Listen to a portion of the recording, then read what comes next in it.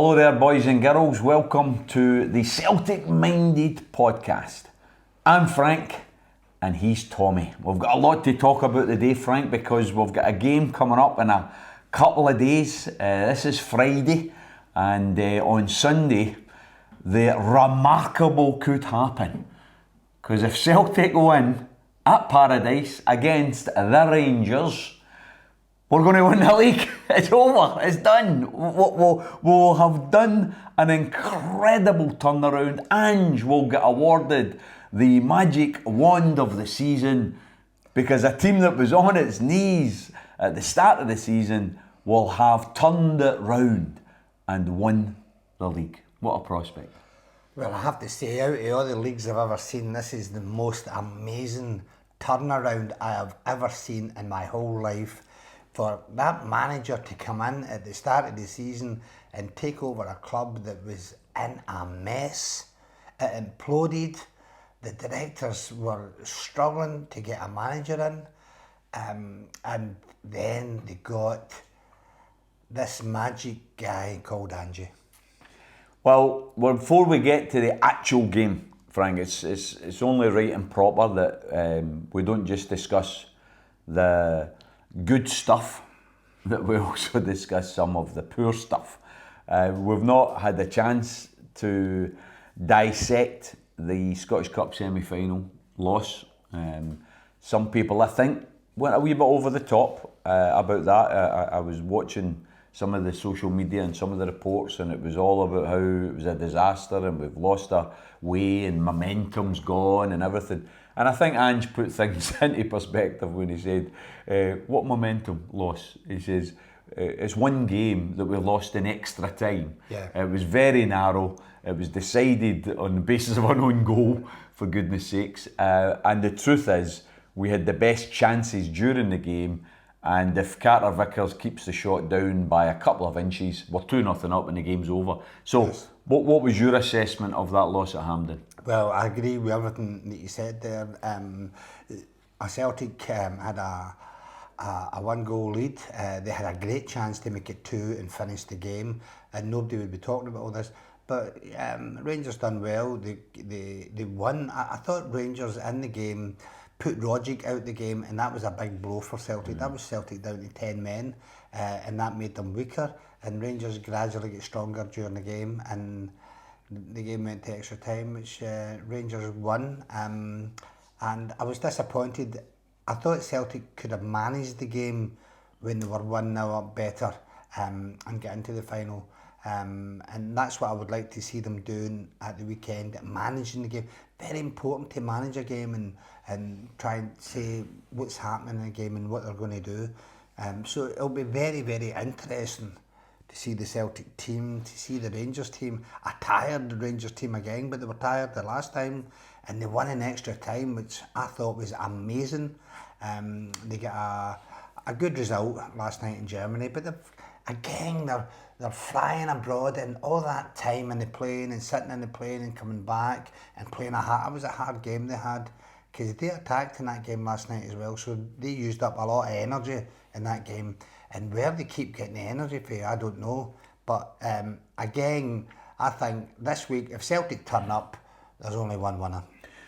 Frank, the immortal Jockstein used to make the point about biased officials. He used to say, if you play the other team off the park, doesn't matter how biased the officials are, or words to that effect. However, I do have to say, John Lundstrom during the Cup semi-final, I think he was incredibly, I don't know whether he had a get jail free card or whatever, or him and Bobby Madden are pals or something, because how he didn't even get booked. The guy should have been sent off, but I think I seen a statistic somewhere about he committed something like 14 fouls. I was convinced, I was arguing with my pal who said, no, he wasn't even booked. And I'm saying, he was definitely booked. He wasn't even booked. See if that was outside Hampden, what he was doing to the Celtic players, he would have been arrested for assault. So he would have. Very possibly. But on the football park, it was okay. He could do that. That's what I don't understand. You can't keep going about kicking people in the park. you've got to be sent off, and I think you're spot on there. I think he should have been sent off. There's no doubt about that. But he played on, and Celtic had a good chance to make it 2-0. So there's so many wee bits in an old firm game. If somebody does something magical, then they won the game for their team.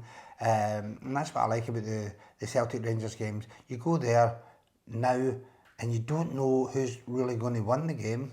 But the game at Ibrox, I thought Celtic were nowhere near what they've been all season, fighting for each other. And At Hampden, you mean, sorry? Not at Hampden, sorry. Because at Ibrox they did well. Aye, the Ibrox did well, sorry about that. At Hampden. And I thought that the players just didn't gel that day, and especially in the second half. They didn't come together, Frank. I mean, if you compare it to the Ibrox game, because you and I reviewed that game and we were worried about the physicality, we were worried about maybe being bullied off the park. And the truth is, we stood up and we withstood all of the physical prowess of the Rangers. Against them at Hampden, I felt we probably, you just made the point there about Rogic and them nullifying Rogic. And the way they nullified him was with brutality. I mean, they just get stuck into him at every turn. Now, the point is, it's a physical game, it's a contact sport. Yeah. You when you played, goodness, I mean, you would love to play nowadays, wouldn't you? Because you'd a lot more protection now than you did when you played. When I played, if anybody came in and tackled me, if that ball went forward, then it was okay, even though you were lying on the ground. As long as the ball went forward, it was okay. And some of the tackles then were horrific, absolutely horrific. And some of the players I played against were really, I hate to say this, but were animals. So they were. There was a Motherwell team in the mid-80s, and what a gang that was. I couldn't call them a football team, I called them a gang, because all they done was go about kicking people. Miller, McLaren and these guys, they just were got away with murder. They couldn't play, they wouldn't be able to play football at all just now, because of the changes. But I remember you mentioning John McClelland at Rangers. You said he was quite a tough character as well. He's probably the best Rangers player I played against, because I found that he was quite quick and he was good in the air and he was quite clever, and I found it hard to play against him. With Tom Forsyth, when I played against him, especially with St Mirren, I used to tear him apart, because he was a perfect centre half for me. Very, very tall and not that quick over 5 yards where I could get away from him quickly. Okay. And I scored a lot of goals for St Mirren against Rangers. Willie Miller? Willie Miller, you're talking about Aberdeen? Mm-hmm. He for me, he was the best, one of the best defenders I've ever seen in Scottish football. He would play as a sweeper, organised. That's why Aberdeen had one of the best defensive records in Europe, no Scotland, in Europe. And it was because of him organising the team, which I think Celtic are getting better defensively, but you need somebody to organise a team. And the Jim Leighton in goals as well, he was a brilliant goalkeeper. And he had a relationship with McLeish, similar to Hegarty and Neri. Yeah, and McLeish was very lucky to have Willie Miller, because Willie would tell, but I love playing against Willie Miller and Alec McLeish, because if I was playing well against them and scoring goals, I was doing very, very well. So you've got to manage your game. Like I see. I know we're not going on to Maeda, but Maeda, he's got to manage his game better. You can't keep running back all the time. You're losing so much energy. He's a centre forward. He's there to make goals, make runs forward, and score goals. He's not there as a defensive forward. Well, we'll come on to that in the team, because I want us to discuss who you think should start on Sunday. But it is necessary to talk about the Ross County game last week, because the truth is that could have been a very, very difficult fixture. Yeah. In that, I don't know if you're aware of this, but Ross County have not been beaten at home since we beat them at the end of December last year. So for the whole of this calendar year, they've been unbeaten. They've won most of their games at home, and therefore they are clearly a tough nut to crack. Rangers have never beaten them in the couple of times I've been up there. So from the point of view of that game coming fast on the back of the disappointment in the cup semi-final, it could have been a difficult game. And I've got to say, I thought certainly first half we just played them off the park. We had chance after chance. And of course, you had the return of the man that you are very excited about in terms of his play, is wee Kyogo. And he scored a great goal. Truth is, he should have scored a hat-trick. But he was there. He was in the positions. It could have been, I think, if I'm absolutely honest, the second half was nervy. Because at 1-0, all they need's a deflection. All they need's a big ball into the box. They're a big team. And until Jota scored the second goal, I was a bit nervous. But that sets us up remarkably for Sunday. And the truth is, Frank, if we win on Sunday, it's over. I don't care what anybody says about the mathematics of it all, but we win on Sunday, you're looking at 9 points, 3 games to go, and we've got a 20-odd goal difference of advantage. It's over. Sunday is the day that Celtic wins the league. Yeah, I agree with you. See, at this time of the season, when you have to win the games, there's no excuses or anything. You have to win the game, and that's the league finished.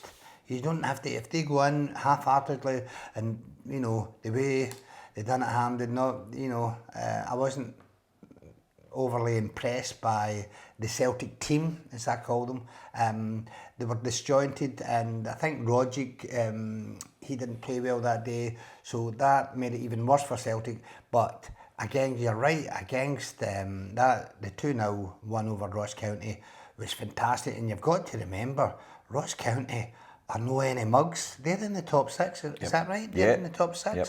So I'd say, who's the manager, Malky Mackay? Malky Mackay has done a wonderful job there, and he deserves a lot of credit for what he's done. You've got to remember, Ross County, 2,000 people getting to that ground to watch Ross County, 3,000, and they've not got any money really. They started very badly, if I can remember rightly. I think they lost or didn't win for something like 8 or 9 games or something.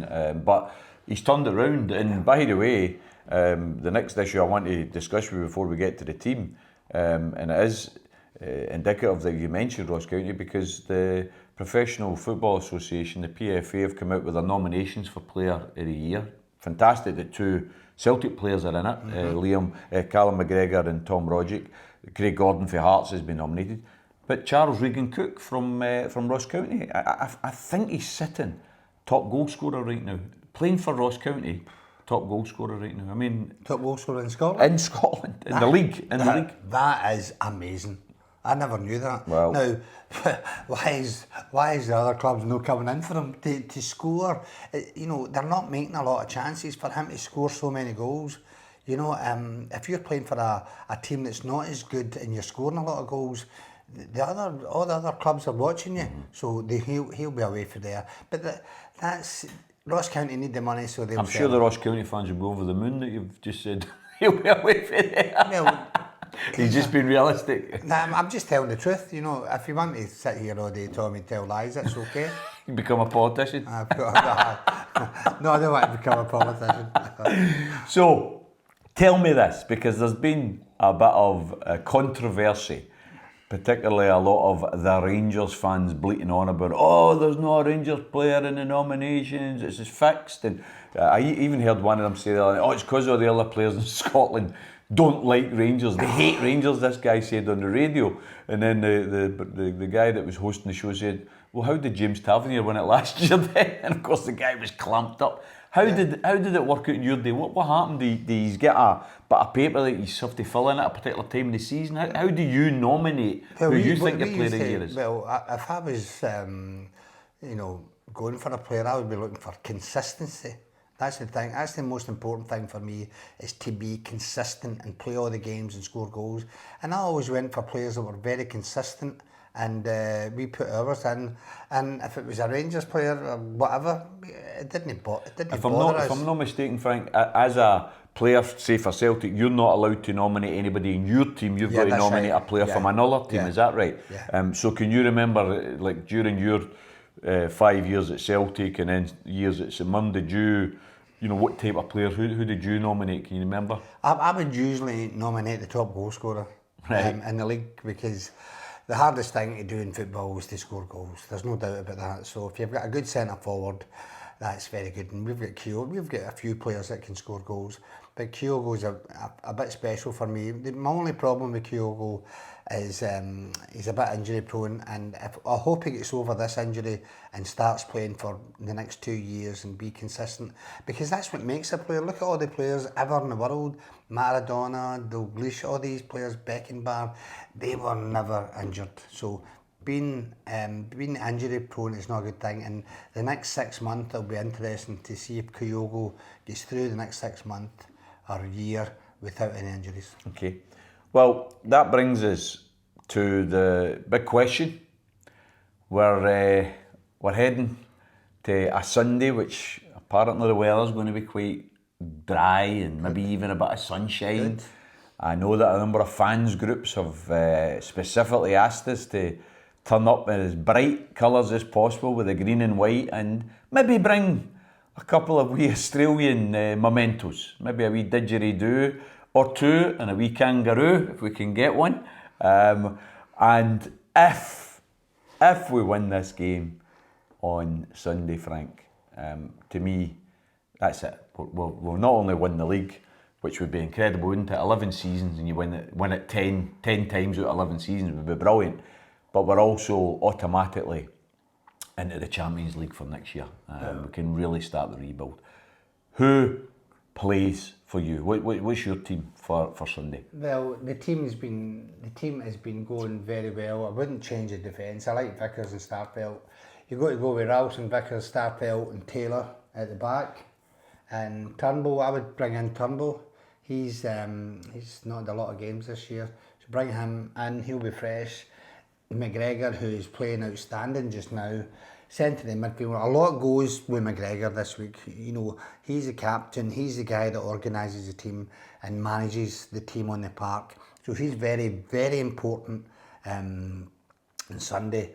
Hatate, I like Hatate. He can get forward, score goals. And Jota, Kyogo and Meira up front. That's a good, strong team that will be attacking Rangers, a tired Rangers. I know we said that the last time, but they're even more tired now.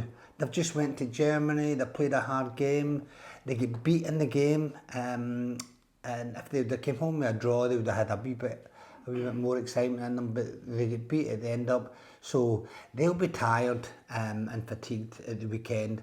And if they can keep going and beat Celtic, I would find that amazing. But Celtic have got to go into that game and manage the game as well.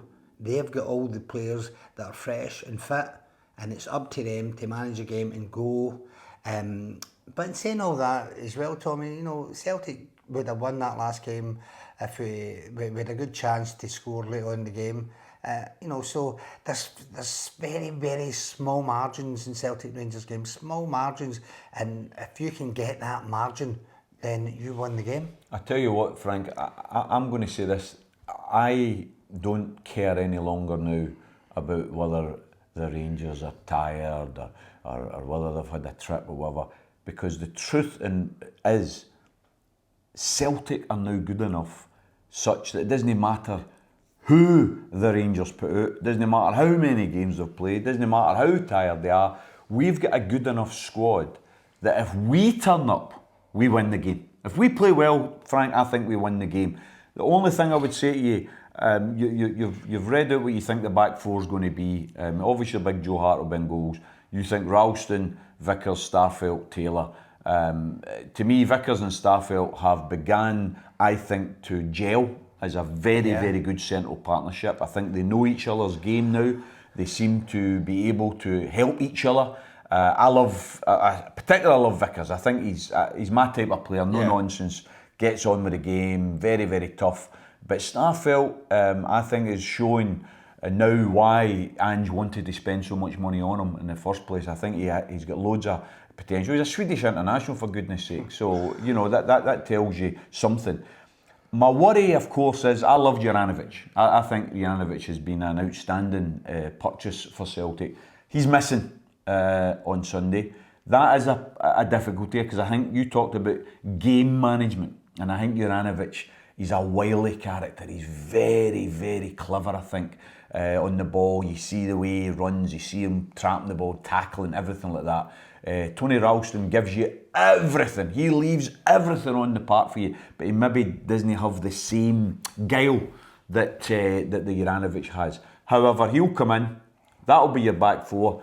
Interesting that you've chosen Turnbull to start rather than, because I think we're probably going to go with McGregor. Picks himself. He's been outstanding. I think he is the player of the year. But then who do you go with for your other two? And I think he probably starts with Hatate, and then he goes with either Rogic or O'Reilly. And the boy O'Reilly, he's been doing well recently. Yeah. Rogic on his game is unplayable. Rangers, for me, in the Rangers game, Rogic was given a tough time by the Rangers players, and that was one of their tactics before the game. Make sure Rogic doesn't get on the ball, and Rangers made sure of that the first half hour, and then after that Rogic fell out the game, and Celtic were really only playing with 10 men because Rogic fell out the game because he got a tough time, and that's all part of football. You know, you can't say, oh, it's a shame. That's all part of football. Guys being really hard on you and putting you out the game, and I thought Rangers done that well in the last game, and Rogic was nowhere to be seen in that game. So I wouldn't play Rogic in this game, but it's not a bad player to come on. Right, well, okay, that's a fair point. I'm tending to think we should go with McGregor in the middle. He's our absolute engine room, he's our general, he's our captain, but I think we should go with Hatate and Riley. And if I'm not mistaken, I think that's what we started with when we beat them 3-0, although we did have Juranovic that night as well. Now up front, here's an interesting one up front.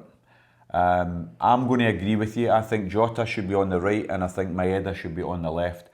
But here's where I've got a question mark. You're going with Kyogo, big Gio, or big Greek god, is available. Why don't we go with him? Do you think Kyogo over him? Well, Giakoumakis has only been a god twice in all the Celtic games he's played, so I don't think he's quite there yet, Tommy, being a god.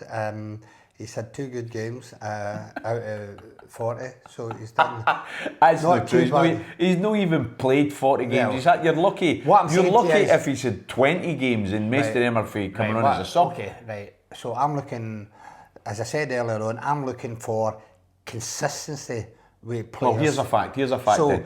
His last 3 home games, is not he scores 2 hat-tricks, and then he scored against St Johnstone and then had to go off. He was heading for 3 hat-tricks in a row. But he never got them, so we'll move on for that and say that I don't think, I like Kyogo. Now if I'm depending on a player to get me a goal against Rangers, I'll look to Kyogo and I'll play him all day long. Giakoumakis can keep himself for the last half hour, keep himself really good, and then come on, and it might be nothing each, and he might come on and score a goal. So you've got great options. Imagine you never had the options. It'd be worse. So Celtic have got great options. They're playing at home. They're top of the league by a mile just now, but that could soon change.